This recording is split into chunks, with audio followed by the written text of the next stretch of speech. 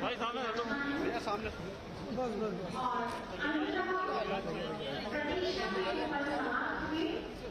आज अवसर है माननीय मुख्यमंत्री जी का यहाँ लाभार्थियों को उपकरण वितरण किया जाने का, और साथ ही साथ एकमात्र ये लक्ष्य है कि किस प्रकार हम शासन के द्वारा संचालित की जाने वाली विभिन्न कल्याणकारी योजनाओं को जन जन तक पहुंचाएं।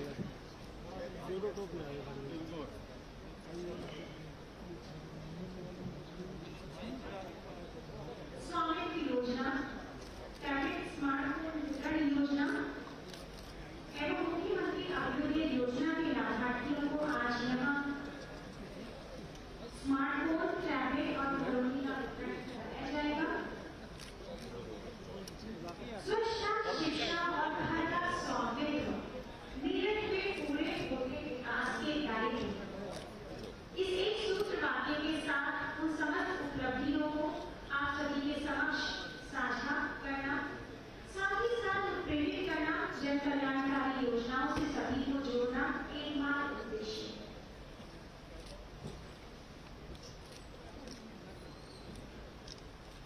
और इस श्रृंखला में मैं सर्वप्रथम मंच पर आमंत्रित करना चाहूंगी माननीय सांसद श्री राजेंद्र अग्रवाल जी को। कृपया अपने उद्बोधन के द्वारा हम सभी को मार्गदर्शित करें और अभिभूत करें। धन्यवाद सर।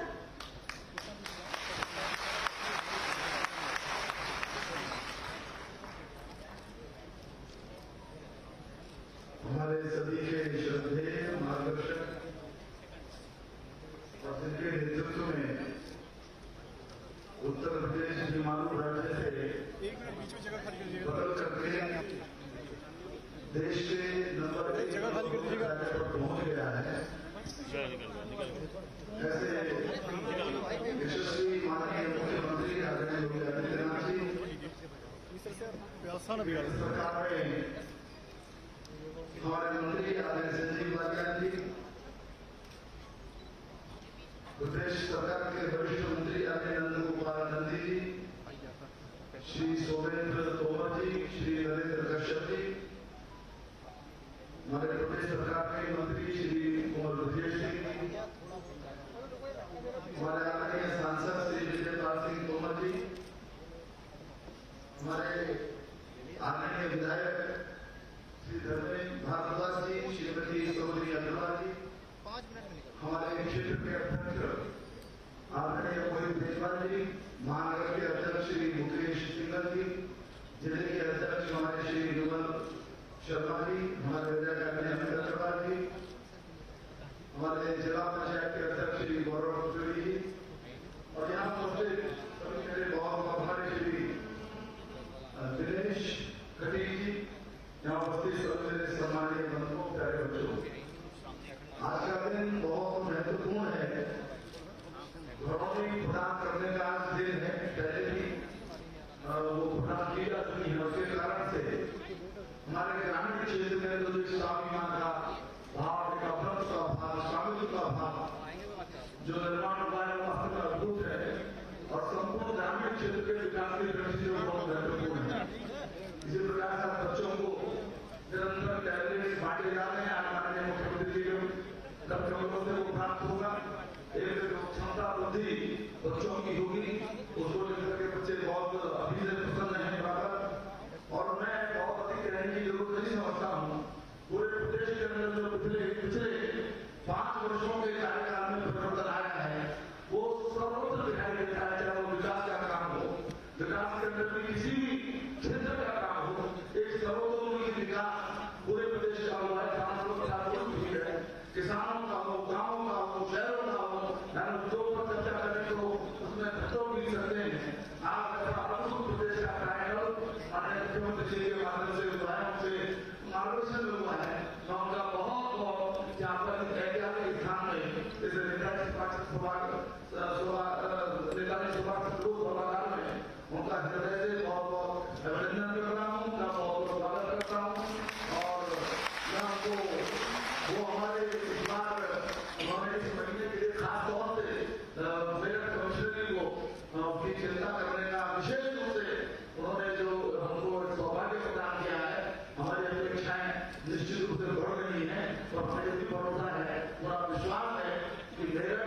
सब प्रकार से प्रोडक्ट होकर के एक ऐसे समृद्धि के मार्ग पर चलेगा जिससे पूरे प्रदेश के अंदर का एक और उदाहरण प्रस्तुत होगा। माननीय मुख्यमंत्री जी का अपना बहुत बहुत स्वागत, उनका अपना बहुत बहुत धन्यवाद। इसी अनुक्रम में मैं मंच पर आमंत्रित करती हूँ माननीय मंत्री श्री दिनेश खन्ना जी को अपने उद्बोधन हेतु। हम सभी को अपने आशीर्वचनों से लाभान्वित करें। धन्यवाद। मेरठ की क्रांति धरा पर भारत के सबसे बड़े राज्य उत्तर प्रदेश के मुख्यमंत्री आदरणीय श्री योगी आदित्यनाथ जी, हमारे केंद्रीय मंत्री डॉक्टर संजीव बालियान जी, मेरठ हापुड़ लोकसभा के माननीय सांसद राजेंद्र अग्रवाल जी, मेरे साथी मंत्री डॉक्टर सोमेंद्र तोमर जी, साथी मंत्री ब्रजेश जी, पश्चिम के हमारे आदरणीय अध्यक्ष मोहित बेनीवाल जी, हमारे राज्यसभा के सांसद विजयपाल तोमर जी, हमारे साथी मंत्री कश्यप जी, हमारे कैबिनेट मंत्री जो इस जिले के प्रभारी भी हैं नंदी जी और अश्विनी त्यागी जी, अमित अग्रवाल जी, सरोजनी अग्रवाल जी और सम्मानित मंच चंद्रमोहन जी, भारद्वाज जी, हमारी डीसी महोदय और ये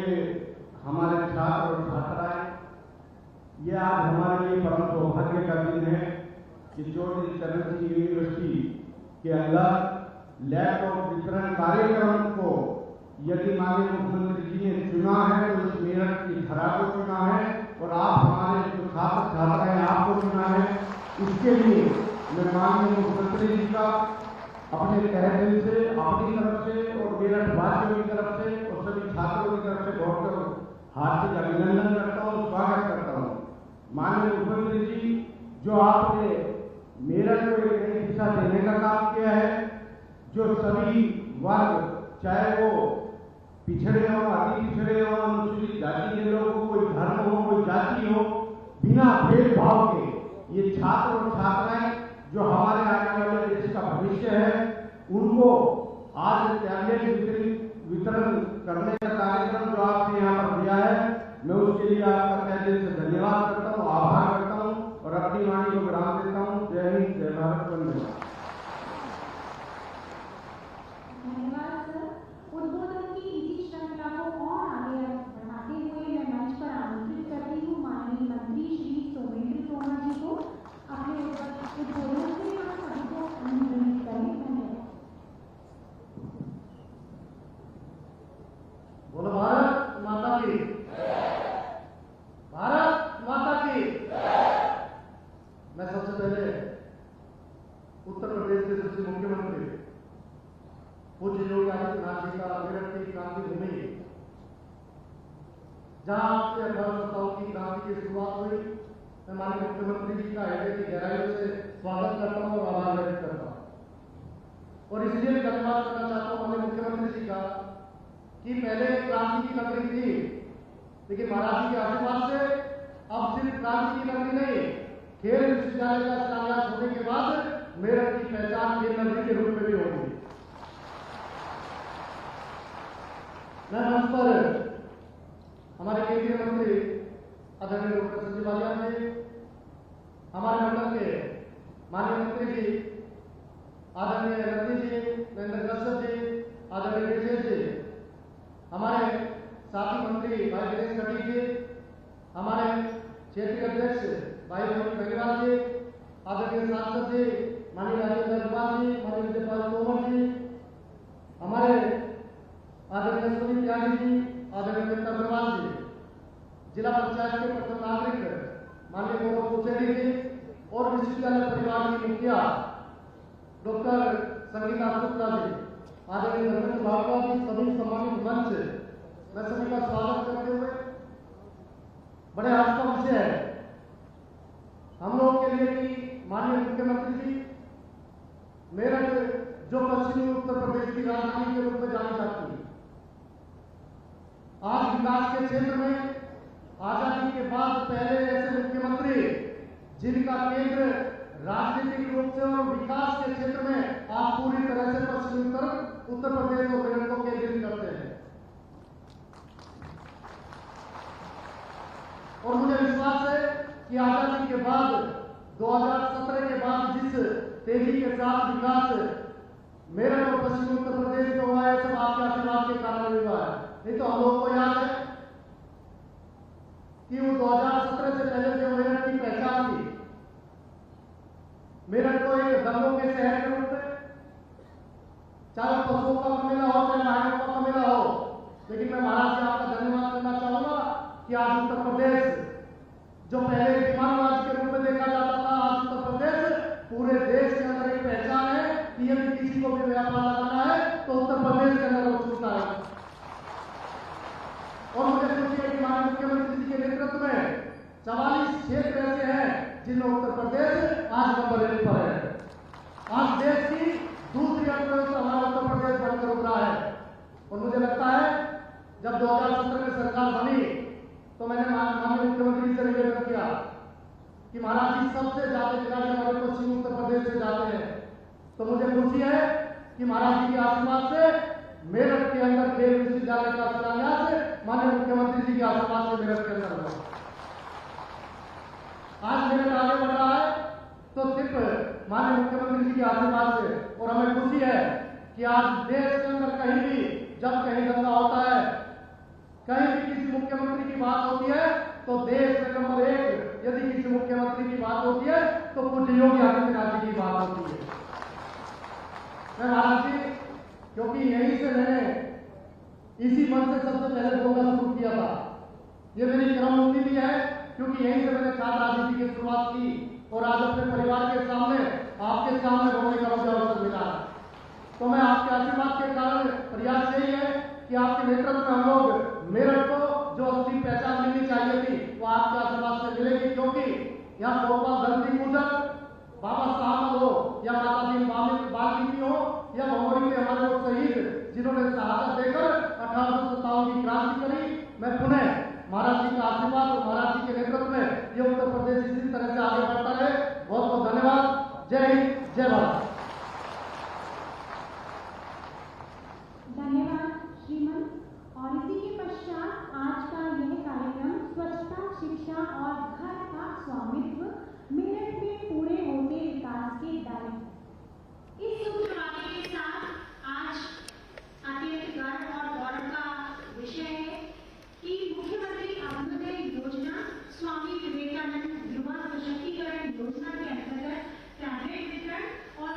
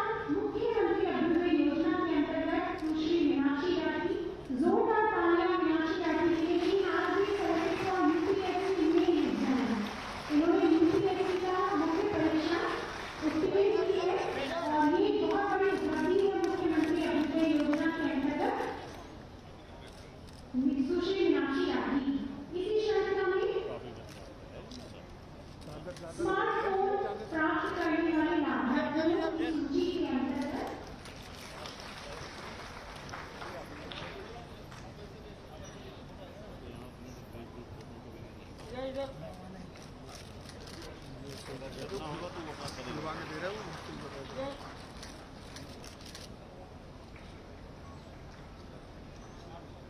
स्मार्टफोन प्राप्त करने वाले लाभार्थियों की सूची में सर्वप्रथम नाम है सुश्री मुस्कान खरबंदा, पिता का नाम Shri Neeraj Kharbanda, department of commerce, चौबीस यूनिवर्सिटी में। अगला नाम है सुश्री अंजलि सिंह, पिता का नाम लेफ्टिनेंट अविनाश सिंह और डिपार्टमेंट ऑफ कॉमर्स, चौबीस यूनिवर्सिटी में। मोहम्मद सलीम, पिता का नाम डिपार्टमेंट ऑफ कॉमर्स, चौबीस यूनिवर्सिटी में। नेक्स्ट अगला नाम श्री प्रियांशु चौधरी, पिता Shri Sanjay Singh, department of commerce, चौबीस यूनिवर्सिटी में। और इस कड़ी में अंतिम नाम है सुश्री खुशबू चौधरी, डिपार्टमेंट ऑफ इकोनॉमिक्स, चौबीस यूनिवर्सिटी में।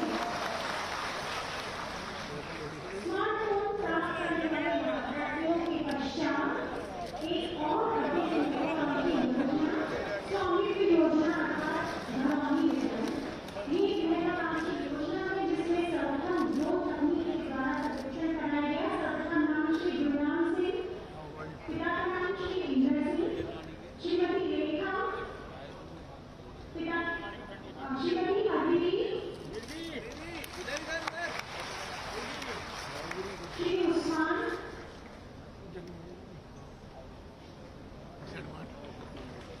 श्री उस्मान जी, ये भी हमारे वो लाभार्थी जिनको चयन किया गया था चाहे स्मार्टफोन और घरों घूम जा यार।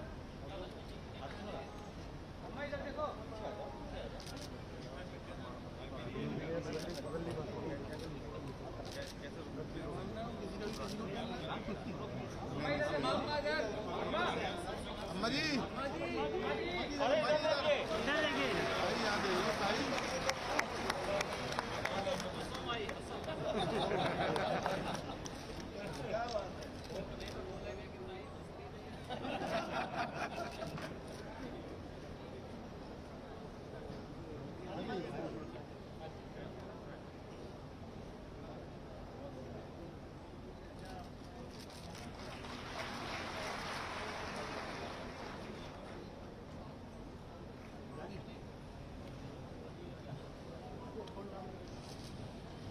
माननीय मुख्यमंत्री जी द्वारा चलाई जाने वाली अभ्युदय योजना निसंदेह नींव का पत्थर साबित होगी हमारी युवा पीढ़ी के लिए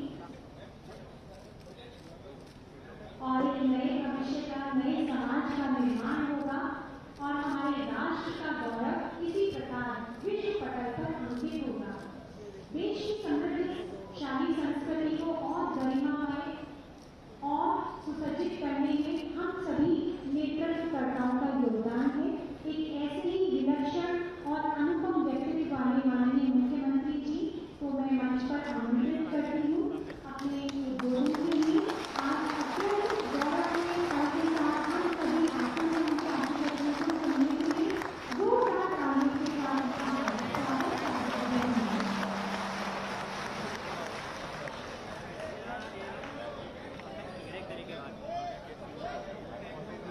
आज के समारोह के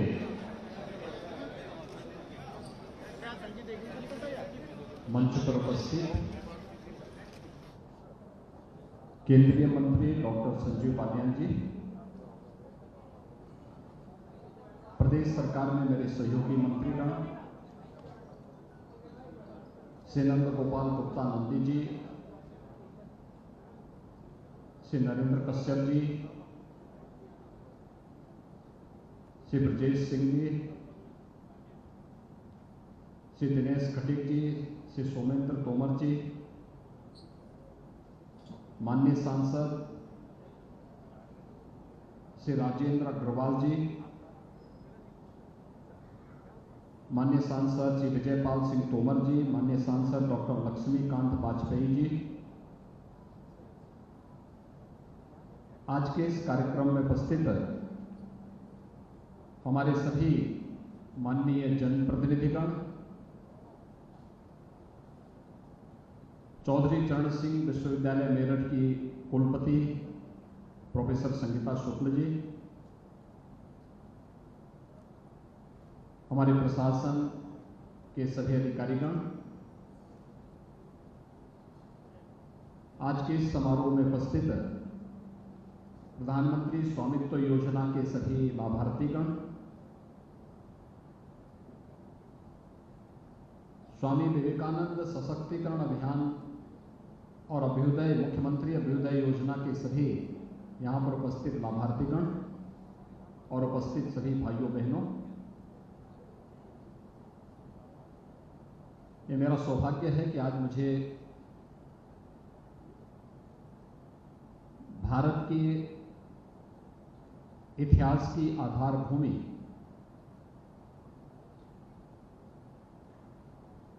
मेरठ में आप सबके साथ संवाद बनाने का अवसर प्राप्त हो रहा है।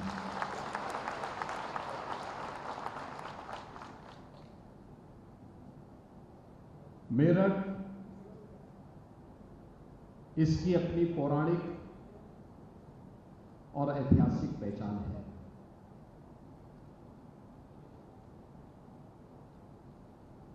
यहां का ओघड़नाथ बाबा का मंदिर ये केवल एक धार्मिक स्थल नहीं था, ये केवल एक आस्था का केंद्र बिंदु नहीं है। भारत की आजादी की अलग को जगाने वाला,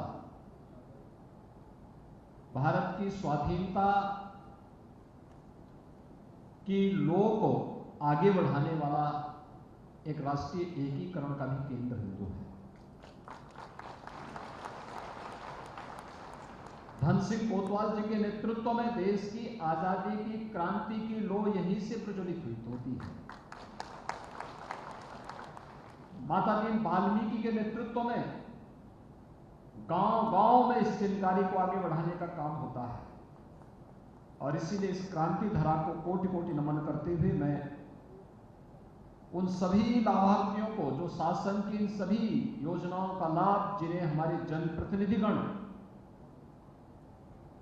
अपने अपने क्षेत्र में लेकर के आते हैं और आज उससे आप लाभान्वित हो रहे हैं, मैं इसके लिए आप सबको हृदय से बधाई देता हूं, आप सबके प्रति अपनी शुभकामनाएं भी व्यक्त करता हूं। मित्रों, हम सब जानते हैं कि पिछले 8 वर्ष के अंदर भारत एक नए भारत बनने की ओर अग्रसर है। प्रधानमंत्री मोदी जी ने योजनाओं का केंद्र बिंदु व्यक्ति, परिवार, जाति, मत और मजहब को नहीं, क्षेत्र और भाषा को नहीं, बल्कि देश के गांव को, गरीब को, युवा को, महिलाओं को और समाज के प्रत्येक तबके को बिना भेदभाव के शासन की योजनाओं का लाभ मिल सके,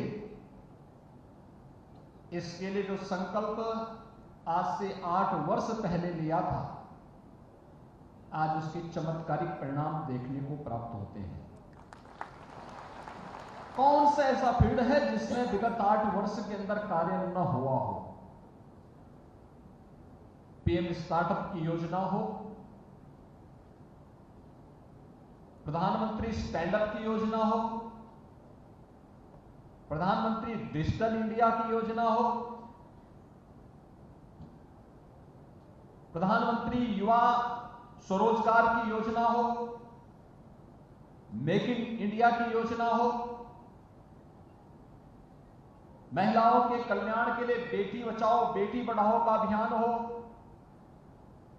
या फिर लोक कल्याणकारी योजनाओं में प्रधानमंत्री स्वच्छ भारत मिशन, प्रधानमंत्री आवास योजना, ग्रामीण और शहरी योजना हो, या फिर महिलाओं के कल्याण के लिए प्रधानमंत्री उज्ज्वला योजना, मातृ वंदना योजना, जननी सुरक्षा योजना, श्रमिकों के लिए, या फिर समाज के प्रत्येक तबके के लिए हो या हमारे अन्नदाता किसानों के लिए प्रधानमंत्री किसान सम्मान निधि और प्रधानमंत्री फसल बीमा योजना जैसी अभिनव योजनाएं आजाद भारत में पहली बार शासन की योजनाओं को डीबीटी के माध्यम से अपने खाते तक पहुंचते हुए देखा है। यह चमत्कार जो आज हुआ है,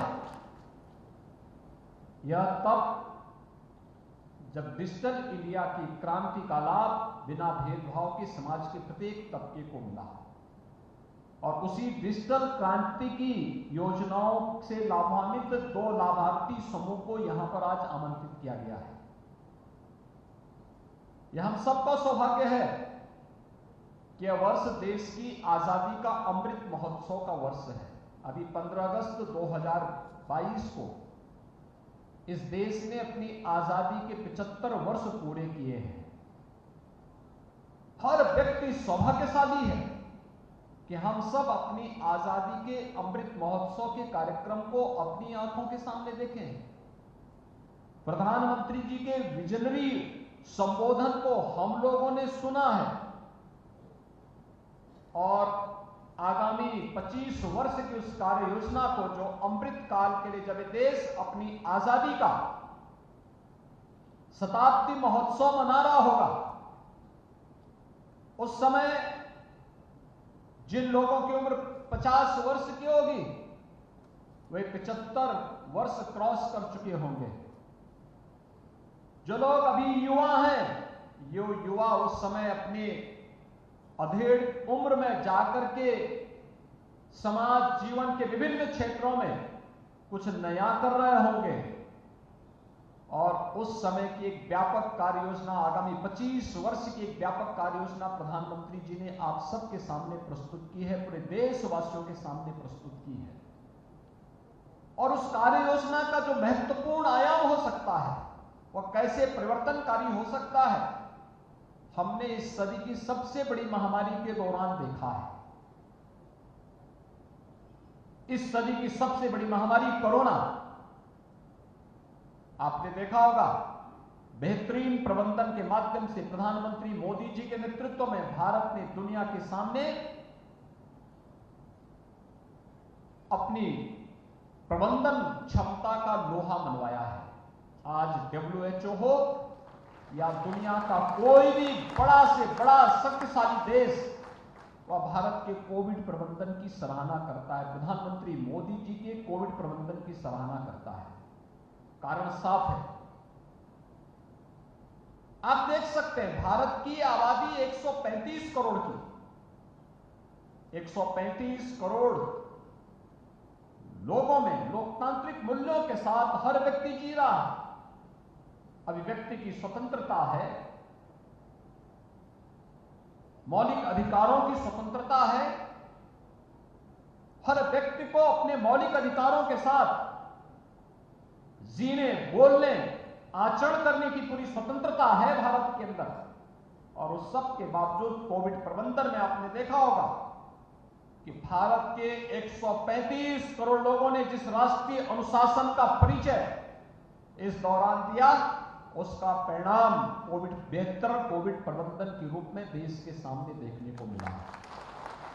यह बेहतरीन कोविड प्रबंधन इसी रूप में था। प्रधानमंत्री मोदी जी के नेतृत्व में प्रधानमंत्री जी ने कहा जनता कर्फ्यू रहेगा, पूरा देश जनता कर्फ्यू के साथ जुड़ा है। पार्टियां अलग अलग राज्यों में अलग अलग दलों की सरकारें हो सकती हैं, देश में अलग अलग रूप, रंग, वेशभूषा, खान पान, रहन सहन हो सकता है, जाति, मत, मजहब अलग अलग हो सकते हैं, लेकिन जब भारत की बात आएगी, उत्तर से दक्षिण तक, पूरब से पश्चिम तक भारत एक स्वर में बोलेगा। और प्रधानमंत्री मोदी जी के नेतृत्व में पूरे भारत ने एक स्वर में बोल करके उस दौरान साबित कर दिया था, जब 22 मार्च 2020 को प्रधानमंत्री जी के आह्वान पर जनता कर्फ्यू का आयोजन हुआ था। पूरे देश ने तय कर दिया था कि कोरोना को हम मात देंगे और आपकी इसी जिजीविषा ने कोरोना जैसी महामारी को भारत के अंदर लगभग परास्त करने में सफलता प्राप्त कर दी है। ये सामूहिकता का, टीम वर्क का परिणाम है। यही तो टीम वर्क है। जिस टीम वर्क का कहीं अभाव अगर अमेरिका और यूरोप में देखने को मिला तो वे फेल होते हुए दिखाई गए, कोरोना के सामने पस्त होते हुए दिखाई गए। अमेरिका की कुल आबादी भारत की आबादी की 1/4, लेकिन कोविड से मौत भारत से दुगनी होती है अमेरिका में। और यही है बिना भेदभाव के 200 करोड़ वैक्सीन की डोज भारत के अंदर मिल जाना, फ्री में मिल जाना, फ्री में टेस्ट, फ्री में उपचार, 80 करोड़ लोगों को फ्री में राशन की व्यवस्था, यह पहली बार हुआ। और यह किसी भी सरकार की उस कार्य पद्धति को प्रदर्शित करता है कि वह तकनीक का ही उपयोग नहीं कर रही है, टेक्नोलॉजी के साथ साथ सरकार की संवेदनशीलता का भी प्रदर्शन करने की एक अग्नि परीक्षा थी कोरोना। और सरकार की कार्य योजनाओं ने उस अग्नि परीक्षा में खरा उतर करके भारत की जनता जनार्दन की सेवा के लिए पूरी ताकत झोंक करके जीवन और जीविका दोनों को बचाने का जो अभिनव प्रयास किया, उसके परिणाम हम सबके सामने हैं। हम सफल इसलिए थे क्योंकि हमारे पास राष्ट्रीय अनुशासन था। हम सफल इसलिए थे क्योंकि हम तकनीक को भी अपनाने के लिए तैयार थे, और आवश्यकता पड़ेगी तो तकनीक के माध्यम से, डीबीटी के माध्यम से हर व्यक्ति के खाते में पैसा जाता हुआ दिखाई दिया। और इसीलिए जो तकनीक का क्या उपयोग है, यह हमारे लिए बहुत महत्वपूर्ण है। भाइयों बहनों, हम सबको इस बारे में ध्यान रखना होगा कि आज जिन 2 महत्वपूर्ण क्षेत्रों को यहां पर आमंत्रित किया गया है, उसमें एक प्रधानमंत्री स्वामित्व योजना है। भारत ग्रामीण अर्थव्यवस्था पर आधारित देश है। आज भी हमारी लगभग 65 से लेकर 70% आबादी पूरे देश की गांवों में निवास करती है, लेकिन ग्रामीण क्षेत्र में अधिकतर जो आवास थे वे आवास गांव की आबादी की जमीन पे बने हुए थे। अगर किसी गरीब का मकान अगर पुराना होने के कारण, किसी आपदा के कारण गिर गया, तो वह दोबारा वहां पर अपना मकान बनाने के लिए उसको बड़ी कवायद करनी पड़ती थी। कभी कभी दमन उस पर कब्जा कर लेते थे, भूमाफिया कब्जा कर लेते थे, गलत लोग सत्ता में काबिज हैं तो वे लोग गरीब का जीना हराम कर देते थे। और इसीलिए योजना चलाई कि जहां पे जिसका आवास हो ग्रामीण क्षेत्र में, उसको उस जमीन का मालिकाना अधिकार भी मिले। और इस दिशा से टेक्नोलॉजी का उपयोग किया गया, पहली बार टेक्नोलॉजी का उपयोग किया गया। ड्रोन टेक्नोलॉजी उत्तर प्रदेश के अंदर हम लोगों ने सभी 75 जनपदों में ड्रोन से गांव-गांव का सर्वे करवाया। सर्वे कराने के बाद फिर नक्शे के अनुसार उस गांव में जाकर के चूना छिड़क करके उसकी पूरी मैपिंग करवाई। फिर ग्राम पंचायत की खुली बैठक हुई और फिर उस प्रस्ताव के बाद फिर घरौनी तैयार होती है, और घरौनी तैयार होकर के फिर जिसका जहां पे मकान है उसको वहां का मालिकाना अधिकार देने का कार्रवाई भी शुरू हुई। अब तक हम 34 लाख से अधिक ग्रामीण आबादी को, 34 लाख से अधिक परिवारों को ये मालिकाना अधिकार दे चुके हैं। और हमारा प्रयास है कि 15 अगस्त 2023 तक उत्तर प्रदेश की सभी परिवारों को इस सुविधा से हम आच्छादित कर देंगे, कोई भी उससे वंचित नहीं रह पाएगा। ग्रामीण क्षेत्र में आदि से अधिक विवादों का समाधान तकनीक के माध्यम से हम करने जा रहे हैं। लेकिन साथ साथ एक और काम, हमारा युवा स्मार्ट सिटी के तर्ज पर हमारा युवा भी स्मार्ट क्यों नहीं होगा। उत्तर प्रदेश के युवा में तो अपार संभावना है। उत्तर प्रदेश का सौभाग्य है, हम कहीं जाते हैं लोग मुझसे पूछते हैं कि आपकी आबादी बहुत बड़ी है यूपी की। मैं कहता हूं तो परेशानी आपको क्यों हो रही है? ये 25 करोड़ की आबादी पर हमें गर्व की अनुभूति होती है कि हमारे प्रदेश में 25 करोड़ की आबादी है, और ये 25 करोड़ की आबादी हमारे लिए एक उपलब्धि है। क्योंकि हम देश और दुनिया के अंदर कहीं जाते हैं तो हम ये बोल सकते हैं कि मेरे पास सबसे ज्यादा युवा है, मेरे प्रदेश में सबसे ज्यादा युवा है, सबसे अच्छे युवा हैं, सबसे ऊर्जावान युवा हैं और सबसे प्रतिभाशाली युवा मेरे पास यूपी के अंदर हैं। लेकिन उस युवा को भी समय के अनुरूप लेके चलना और उसके लिए हम लोगों ने तय किया 2 प्रकार की स्कीम। एक तो कोरोना में आपने देखा होगा, कोटा में और तमाम अन्य जगहों पर हमारे युवा कोचिंग कर रहे थे। अचानक कोरोना आ गया, लॉकडाउन हो गया। ये सभी हमारे युवा वहां पर सब टीनेजर्स थे। अब परिवार के लोग परेशान, लॉकडाउन लगा था, राजस्थान की सरकार सहयोग करने को तैयार नहीं थी। तब मैंने उस समय निर्णय लिया था, इन सभी युवाओं को मैं अपनी यहां की बसेज भेज करके वापस लाऊंगा, सुरक्षित लेके आऊंगा। और एक साथ मैंने आगरा और झांसी से 500 बसेज भेजी। उन सब में सुरक्षा की पुख्ता व्यवस्था की, भोजन के पैकेट उपलब्ध करवाए और उन सभी अपने युवाओं को वहां से वापस लाने में और फिर उनको उनके जनपदों तक पहुंचाने की कार्रवाई की। फिर इसी दौरान आपने देखा होगा बड़ी संख्या में जो यूपी के प्रवासी कामगार और श्रमिक अन्य राज्यों में काम कर रहे थे, लॉकडाउन के कारण जब उद्योग बंद हुए उन राज्यों में, तो वे लोग वहां से प्लान कर गए। फिर उन्हें सुरक्षित उनके घरों तक पहुंचाने का काम हुआ, तो हमने उस समय उनकी स्किल मैपिंग करवाई। स्किल मैपिंग के माध्यम से उनको रोजगार के साथ जोड़ने का काम किया गया। ये सभी कार्यक्रम हम कर रहे थे। मुझे उस समय एक और चीज देखने को मिली थी कि स्किल मैपिंग हो या ऑनलाइन एजुकेशन के कार्यक्रम को आगे बढ़ाने या टेली मेडिसिन की व्यवस्था को आगे बढ़ाने, इन सब के लिए तकनीक से इसमें सक्षम युवा आवश्यक है। लेकिन बहुत सारे युवा हमारे ऐसे थे जो स्मार्टफोन या टैबलेट नहीं खरीद सकते थे। तब हमने तय किया कि कितने ऐसे युवा होंगे, पता लगा 2 करोड़। तो हमने कहा 2 करोड़ युवाओं को टैबलेट और स्मार्टफोन देने का कार्य राज्य सरकार करेगी। जो युवा कोचिंग करने के लिए बाहर जाते थे उनके लिए अभ्युदय कोचिंग की व्यवस्था हमने प्रारंभ करवाई।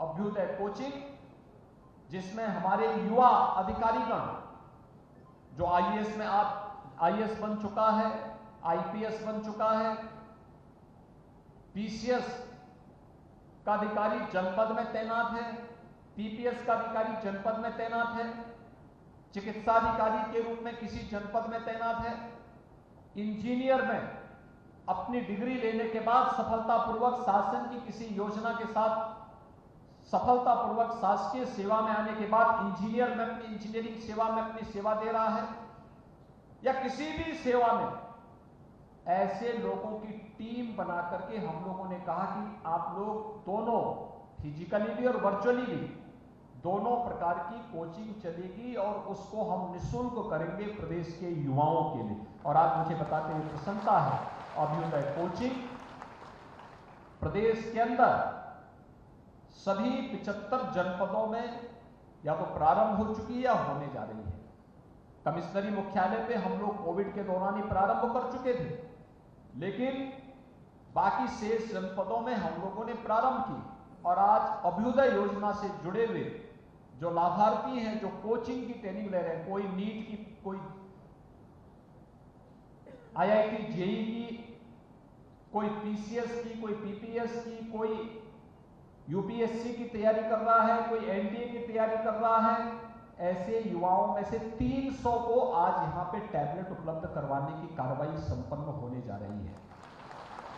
लेकिन साथ साथ हमारे विश्वविद्यालयों, महाविद्यालयों, तकनीकी संस्थानों, नर्सिंग, मेडिकल या फिर फार्मेसी से जुड़े हुए संस्थानों में भी जो बच्चे अध्ययन कर रहे हैं, उन युवाओं को भी टैबलेट और स्मार्टफोन देने के लिए 732 ऐसे युवाओं को भी आज यहां पर टैबलेट और स्मार्टफोन उपलब्ध करवाने की कार्रवाई संपन्न की जा रही है, जो अभी यहाँ पर कुछ को सांकेतिक रूप से मैंने इस मंच पे अपने जनप्रतिनिधियों के साथ उपलब्ध करवाया है, शेष उनको उनके स्थान पर मिलेगा। प्रशासन ने उसकी व्यवस्था की होगी।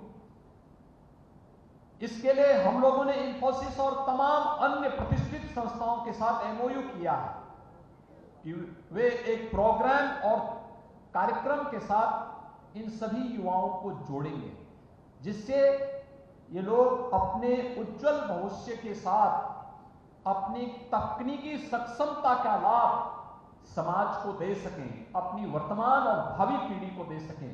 और उस कार्यक्रम को लेकर के हम तेजी के साथ आगे बढ़ रहे हैं। आज हम सब एक नए भारत की ओर अग्रसर हैं। हम सबकी जिम्मेदारी बनती है, जो प्रधानमंत्री जी ने पंच प्रण का एक संकल्प पूरे देशवासियों को दिलवाया है आजादी के अमृत महोत्सव वर्ष के अवसर पर, वो हम सब के लिए अत्यंत महत्वपूर्ण है। और मुझे लगता है सबसे पहला दायित्व तो हम सबका बनता है कि अगर हमें अपने देश को दुनिया की एक बड़ी ताकत बनानी है, उसकी पहली शर्त तो होगी कि हम अपने अपने कार्य क्षेत्र में अपने अपने कर्तव्यों का ईमानदारी पूर्वक निर्वहन करें। कार्य कोई छोटा नहीं, कोई बड़ा नहीं, जो जिस क्षेत्र में काम कर रहा है पूरी ईमानदारी के साथ, पूरी प्रतिबद्धता के साथ अगर वह कार्य करने लग जाएगा, कोई कारण नहीं कि उसमें सफलता न प्राप्त हो। आज मैं यहां आया था, मेरठ मंडल की समीक्षा बैठक में माननीय जनप्रतिनिधियों के साथ कर रहा था। हम लोगों ने कमिश्नरी स्तर की समीक्षा बैठक लेने के बाद मैंने जिले से कहा कि भाई आपने कोई ऐसा नवाचार किया हो जो जनता के कल्याण के लिए हो, विकास के लिए हो, निवेश के लिए हो, कुछ तो आप बताइए। और आप आश्चर्य करेंगे, हर एक जनपद ने कुछ ना कुछ नया बनाया, कुछ ना कुछ नया दिया। अक्सर होता क्या है, हम लोग दूसरों की कार्य पद्धति पर प्रश्न खड़ा करते हैं और प्रश्न खड़ा करते करते हम स्वयं भी नकारात्मक हो जाते हैं और हमारी जो सकारात्मक ऊर्जा होती है वो एक नकारात्मक दिशा में बहने लगती है। अगर हम अपनी ऊर्जा को केंद्रित करते हुए एक सकारात्मक भाव के साथ कार्य करना प्रारंभ करेंगे तो याद रखना, हमारे भारतीय मनीषा ने कहा कि अयोग्यो पुरुषो नास्ति योजकः तत्र दुर्लभः। अयोग्य कोई पुरुष नहीं होता, कोई व्यक्ति अयोग्य नहीं होता है। एक योग्य योजक की आवश्यकता है। योजक मिले, ये वही भारत था 14 के पहले अविश्वास से भरा हुआ था, आंदोलन हो रहे थे, लोगों में सरकार से विश्वास हट गया था। 2017 के पहले उत्तर प्रदेश के अंदर जगह जगह दंगे होते थे, अव्यवस्था थी, अराजकता थी, गुंडागिर्दी थी, बेटियां स्कूल नहीं जा पाती थी। आज वही भारत है, दुनिया को नेतृत्व देने की सामर्थ्य रख रहा है। दुनिया के अंदर कहीं संकट आता है, भारत की तरफ दुनिया आशा भरी निगाहों से देखता है। यह वही उत्तर प्रदेश है जिसके बारे में लोगों की धारणा बन गई थी, उत्तर प्रदेश कुछ नहीं कर सकता, यहां विकास की सोच नहीं। आज उत्तर प्रदेश निवेश के सबसे अच्छे गंतव्य के रूप में, अगर देश के अंदर 3 राज्यों में निवेश करना होगा तो उसमें से उत्तर प्रदेश एक होगा। दुनिया का कोई निवेशक आना चाहेगा तो उसके लिए उत्तर प्रदेश एक गंतव्य होगा,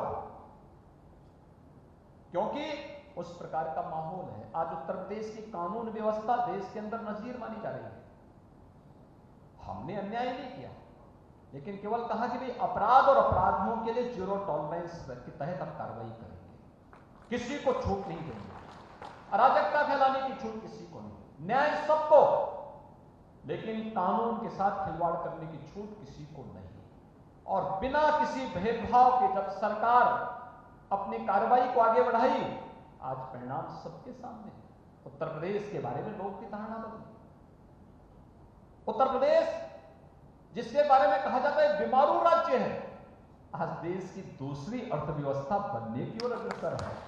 और मैं कहता हूं, जिस दिशा में आज हमारा युवा, हमारा अन्नदाता किसान, हमारी माताएं बहनें, हमारा उद्यमी जा रहा है, कोई देर नहीं लगेगी उत्तर प्रदेश को नंबर 1 की अर्थव्यवस्था बनने में, कोई देर नहीं लगने वाली है।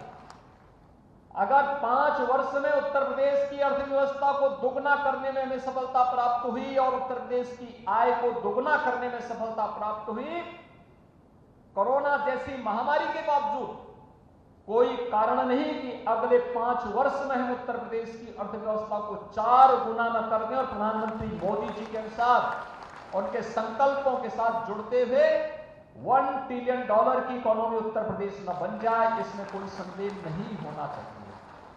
लेकिन इसके लिए हर व्यक्ति को प्रयास करना होगा, एक सकारात्मक भाव के साथ आगे बढ़ना पड़ेगा। किसानों के मसीहा चौधरी चरण सिंह जी के नाम पे विश्वविद्यालय है। यहां पर हमारा एग्रीकल्चर विश्वविद्यालय भी है, इसी मेरठ में।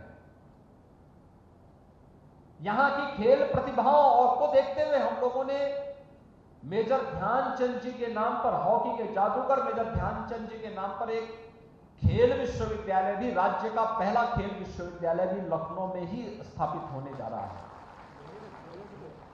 मेरठ में ही स्थापित होने जा रहा है। और अंतर्राष्ट्रीय सुविधाओं से युक्त उस विश्वविद्यालय को हम लोग अभी से उसकी कार्य योजना को इस रूप में लेके जा रहे हैं। और इसीलिए यहां पर 1 डिस्ट्रिक्ट 1 प्रोडक्ट की जो अभिनव योजना यूपी की है, जिसे आज पूरे देश के अंदर स्वीकारा जा रहा है, उस योजना के अंतर्गत मेरठ में हम लोगों ने स्पोर्ट्स आइटम को ही उसके लिए रखा है। आज यहां पर हमारे जनप्रतिनिधियों ने एक प्रस्ताव भी बहुत अच्छा रखा कि यहां पे हेल्थ के इंफ्रास्ट्रक्चर में बढ़ोतरी हुई, लेकिन क्या हमने जो खिलाड़ी इसमें चोटिल होते हैं उनके लिए भी क्या कोई सेंटर हम बनाएंगे? ये वास्तव में जिस दिशा में प्रयास आज की आवश्यकता है और उस दिशा में एक सार्थक कदम जब उठाए जाते हैं, सामूहिक रूप से उठाए जाते हैं, उसके परिणाम भी सामने आते हैं। और ये हम सबका सौभाग्य है, खासतौर पर हमारी युवा पीढ़ी के लिए जो विश्वविद्यालय, महाविद्यालय और कॉलेजेस में इस समय अध्ययन कर रहे हैं, कि जब दुनिया कोरोना से पस्त थी तब भारत का कोविड प्रबंधन प्रधानमंत्री मोदी जी के अंदर बेहतरीन दिशा में आगे बढ़ते हुए भारत की यानी किसी भी राष्ट्र की समग्र विकास की आधारशिला कैसे होनी चाहिए, यह वहां की शिक्षा तय करती है। और भारत अपनी राष्ट्रीय शिक्षा नीति के दौरान भी इस दौरान पूरे अपने युवाओं के लिए एक नई राष्ट्रीय शिक्षा नीति लेकर के भी आया है। ये राष्ट्रीय शिक्षा नीति भारत को एक बार फिर से विश्व गुरु के रूप में स्थापित करने का एक अभिनव प्रयास है। और इसमें हमारे विश्वविद्यालयों को, महाविद्यालयों को, स्कूल, कॉलेजेस को, सबको उसके साथ जुड़ना होगा, हर एक क्षेत्र को उसमें जुड़ना होगा। तकनीकी शिक्षा हो, चिकित्सा शिक्षा हो, वोकेशनल व्यावसायिक शिक्षा हो, इन सभी को इसके साथ जुड़ना होगा। अभी से इसकी तैयारी, और मुझे प्रसन्नता है कि मेरठ कमिश्नरी के अंदर इस पर अभी से कार्य प्रारंभ हुए हैं। आज जो मैं प्रेजेंटेशन देख रहा था अलग अलग जनपदों की, वह उसका एक बहुत अच्छा प्रदर्शन करती है। मुझे विश्वास है कि मेरठ और कमिश्नरी आज विकास के जिस नित नए नवीन प्रतिमान को स्थापित करता हुआ दिखाई दे रहा है, हर व्यक्ति उस सकारात्मक ऊर्जा के साथ उस दिशा में आगे बढ़े। इस दिशा में हम सबकी जिम्मेदारी है। बेहतरीन कनेक्टिविटी उसका माध्यम बनना चाहिए। सरकार सुविधाएं दे सकती है, लेकिन इन सुविधाओं को और उससे प्राप्त होने वाले पोटेंशियल को वास्तविक धरातल पर उतार करके लोक कल्याण और लोक कल्याण के माध्यम से राष्ट्र कल्याण का मार्ग कैसे प्रशस्त करना है, यह हम सबकी सामूहिक जिम्मेदारी का हिस्सा बनता है। लखनऊ आपके Delhi Meerut express highway, Meerut Prayagraj Ganga expressway या अन्य तमाम जो कनेक्टिविटी यहां के लिए तैयार आरआरटी की हो या नेशनल हाईवेज की हो, स्टेट हाईवे की हो, यह उस बेहतरीन कनेक्टिविटी के साथ हम सबको जोड़ता है और हमें इस बात का एहसास कराता है कि कनेक्टिविटी केवल कनेक्टिविटी नहीं है, ये केवल आवागमन के माध्यम को ही सहज और सरल नहीं बनाता है, बल्कि इसके लिए अलग अलग निवेश के क्लस्टर भी विकसित किए जाने की आवश्यकता है। कहीं मेडिकल का एक हब बने, कहीं एजुकेशन का हब बने, कहीं पर अच्छे मेगा सेंटर इस रूप में स्थापित हो कि वहां पर हम लोग कोई ऐसा पार्क स्थापित कर सकें जो अलग अलग फील्ड से जुड़े हुए हों। इस पर अगर हमारी कार्य योजना आगे बढ़ती हुई दिखाई देगी तो उसके बेहतरीन परिणाम आते हुए दिखाई देंगे। आज के इस अवसर पर मैं आपका आह्वान करूंगा कि आजादी के अमृत महोत्सव के इस कार्यक्रम के साथ जब हम 2023 तक 15 अगस्त 2023 तक इस कार्यक्रम के साथ जुड़ेंगे, मैं यहां के उन सभी क्रांतिकारियों को, जिन क्रांतिकारियों के कारण आज देश आजादी के इस उत्साहपूर्ण उमंगपूर्ण माहौल में हम सबको जीने की एक अवसर देता है, उन सबको नमन करते हुए उन्हें विनम्र श्रद्धांजलि अर्पित करता हूं। मेरठ की इस क्रांति धरा को कोटि कोटि नमन करता हूं। बाबा ओगटनाथ के इस पावन धरा को नमन करता हूं। भारत के इतिहास की आधारभूमि को अगर हम लोग मेरठ को विस्मृत कर देंगे तो फिर भारत का इतिहास भी डगमगाता हुआ दिखाई देगा, क्योंकि हस्तिनापुर तो फिर गायब होगा। हस्तिनापुर वह केंद्र बिंदु बनता है जो भारत की इतिहास की एक नई कड़ी को जोड़ता है, और मुझे लगता है कि इन सब पर कार्य किए जाने की आवश्यकता है। मैं अपने महाविद्यालय और विश्वविद्यालयों से कहूंगा कि आजादी के अमृत महोत्सव वर्ष पर हमारे महाविद्यालयों के फाइनल ईयर के छात्रों को हम टैबलेट और स्मार्टफोन दे रहे हैं। तकनीक से सक्षम ही नहीं करेंगे, लेकिन ये प्रोजेक्ट वर्क भी दिया जाना चाहिए अलग अलग फील्ड का, जैसे हस्तिनापुर पर ही कार्य हो रहा है, ये ऐसा ही अपना कार्य करें। क्या हमारे 100 छात्र यहां पर महाभारत कालीन उन सभी स्थलों के बारे में अच्छे डॉक्यूमेंट तैयार करने का कार्य कर सकते हैं? आखिर कहीं तो छुपे होंगे ताम्रपत्र, कहीं तो पड़े होंगे उस समय की पांडुलिपियां, कहीं तो पड़े होंगे उस समय के अवशेष, उसको संरक्षित करने, इतिहास के वर्तमान परिप्रेक्ष्य में उसे जोड़ने और नए शोध को आगे बढ़ाने की, इस परंपरा को आगे बढ़ाने की आवश्यकता है। याद रखना, शिक्षा जब तक शोध और डेवलपमेंट के साथ नहीं जुड़ेगी तब तक हम उसको समग्र विकास के साथ नहीं जोड़ पाएंगे। रिसर्च एंड डेवलपमेंट उसका आधार बनना चाहिए और हर विश्वविद्यालय उसकी आधारशिला बननी चाहिए, हर महाविद्यालय को उसकी आधारशिला बनाई जाने की आवश्यकता है।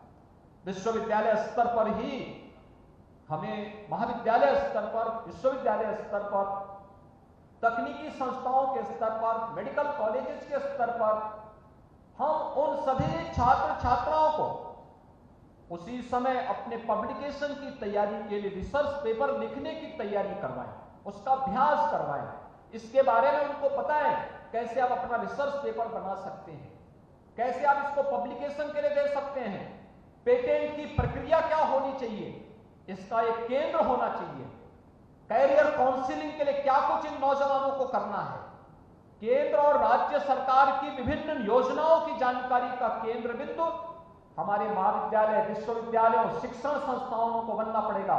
छात्र छात्राओं को इसके बारे में बताना पड़ेगा कि ये शासन की योजनाएं हैं, इन योजनाओं के माध्यम से आपको ये प्रयास करना पड़ेगा, आप इस योजना से इस रूप में लाभान्वित हो सकते हैं। ढेर सारी योजनाएं हैं, आज के दिन पर किसी चीज की कमी नहीं, केवल एक प्रयास की आवश्यकता, एक बेहतर प्रयास की आवश्यकता है। हमें यह भी प्रयास करना चाहिए, आजादी की लड़ाई में हम महान क्रांतिकारी नायक श्री धन सिंह कोतवाल जी की बात करते हैं, उन्होंने नेतृत्व दिया। श्री माता दीन वाल्मीकि जी ने नेतृत्व दिया। अनेक ऐसे क्रांतिकारी थे जिन लोगों ने इस दौरान नेतृत्व दिया। उनके साथ भी सैनिक थे, उनके साथ गांव गांव से जुटे हुए किसान थे, श्रमिक थे। वे कौन थे? कौन ढूंढेगा उनके नाम को? जिन गांवों के थे, अगर उन गांवों में हम उनको ढूंढ करके उनके डॉक्यूमेंट तैयार करके और फिर उन गांवों में ही उनके स्मारक बनाने की कार्रवाई को आगे बढ़ा सकेंगे, कितनी बेहतरीन स्थिति हो सकती है। हम मेरठ में स्पोर्ट्स यूनिवर्सिटी दे रहे हैं, क्या इतने भर से काम चलेगा? नहीं।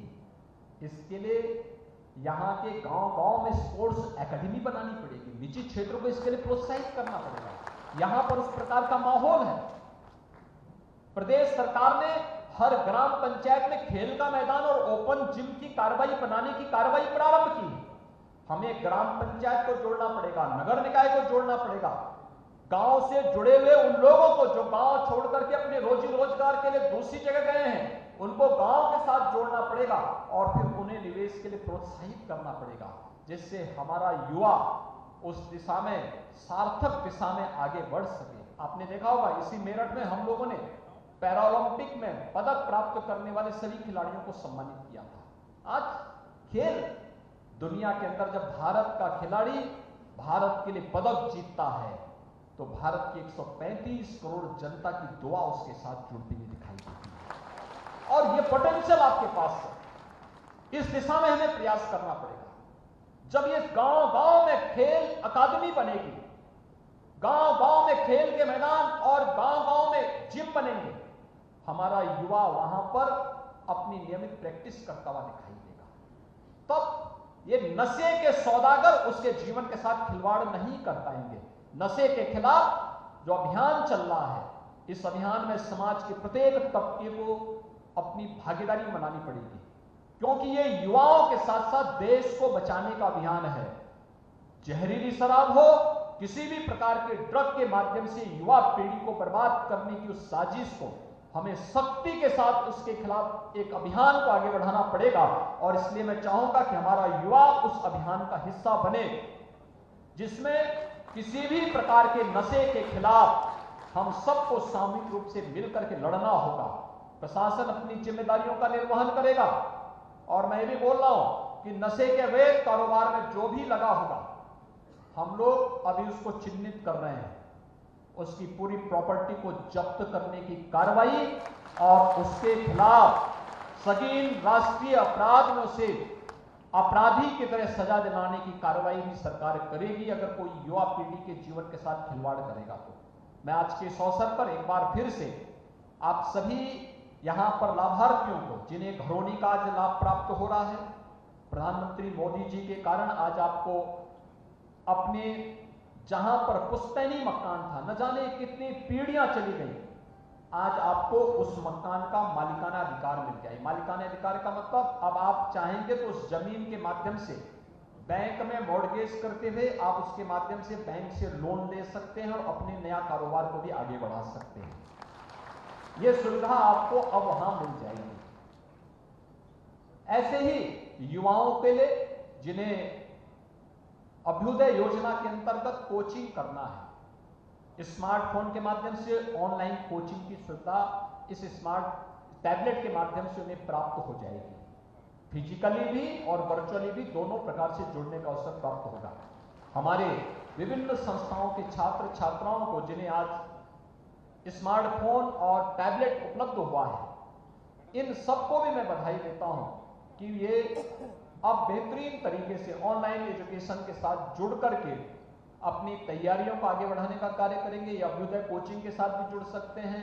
और जो राष्ट्रीय शिक्षा नीति आई है, वो राष्ट्रीय शिक्षा नीति आपको तमाम प्रकार से इस सुविधा के साथ जोड़ने का एक नया अवसर भी देगी। यह हम सबकी सामूहिक जिम्मेदारी है। मुझे पूरा विश्वास है कि प्रधानमंत्री मोदी जी के नेतृत्व में हम सभी लोग मिलकर के एक नए भारत के निर्माण के लिए मिलकर के प्रयास करेंगे। और इस दिशा में नए भारत के, नए उत्तर प्रदेश के लिए आप सबका आह्वान करते हुए आप सबका मैं हृदय से अभिनंदन करता हूं। आप सबको हृदय से बधाई देते अपनी वाणी को विराम देता हूं। धन्यवाद। जय हिंद।